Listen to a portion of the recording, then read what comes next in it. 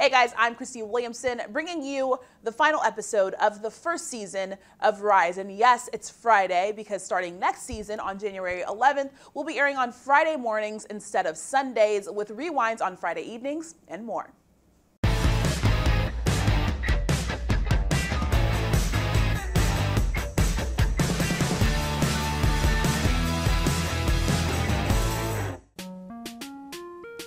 It has been a crazy, fun week. I'm personally still recovering from all the excitement at the Big 12 Football Championship. Oklahoma is your champion. If you don't know, that'd be weird. They're playing Alabama in the Orange Bowl on December 29th down in Miami. Oklahoma and Alabama have only met a total of 5 times. Their first ever meeting, the Orange Bowl in Miami in 1963.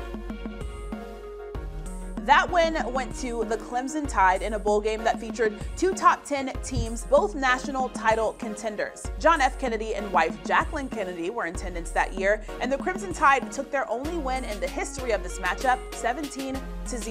1970, the 2 teams went head-to-head in the Blue Bonnet Bowl. Oklahoma went into the game with 1 more win than Alabama. It would be Alabama's 24th overall bowl appearance and Oklahoma's 14th. They tied that game 24-24. Everything after that goes to the Sooners. 2002, their first ever regular season matchup took place in Norman. The Sooners dominated Alabama in the first half, leading 23-3 going into the third quarter. But then Alabama racked up 24 unanswered points to take the lead 27-23 with only 4 minutes left in the game. The Sooners then pressed through Bama's tough defense and pulled out the win 37-27. 2003, in what some may say may be the greatest trick play Bob Stoops has drawn up, a top-ranked Oklahoma team utilized a fake punt in the third quarter.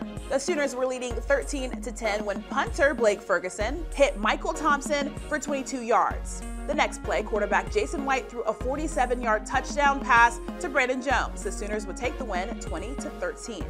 The 2 teams last met in 2014 in the Sugar Bowl, where a 10th-ranked Oklahoma team met a 3rd-ranked Alabama team. Quarterback Trevor Knight completed a Sugar Bowl record 32 passes for 348 yards and 4 touchdowns, and the Sooners took down the Crimson Tide 45-31. The history of this matchup, of course, means little to this Orange Bowl matchup, except that either way, I guess the Sooners will remain on top in the overall series.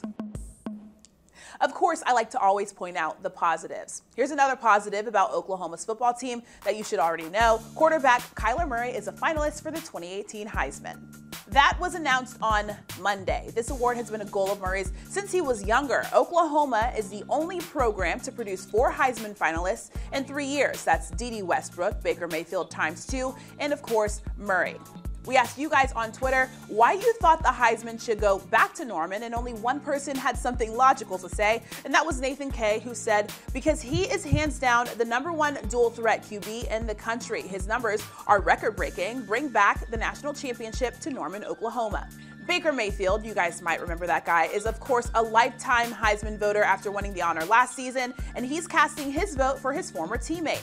He gave his reason why on Sunday, telling the Cleveland Plain Dealer, "You take him out from OU and they're not in the playoffs. Best player in the country, 50 touchdowns responsible for. To me, after being around him, it might be easy for me to say that, how special of a player he is, but to me, it's obvious."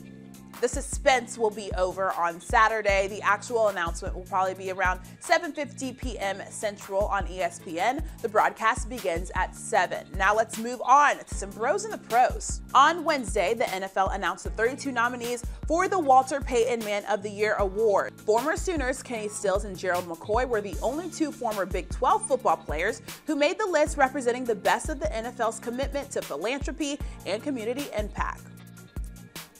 That is dope. I was going to do a little bit more for the show today, but honestly, it's Oklahoma football's world and we're just all living in it. So let's keep today short and sweet. I'll see you guys in 2019. It's crazy. 2019. Thanks for rocking with me.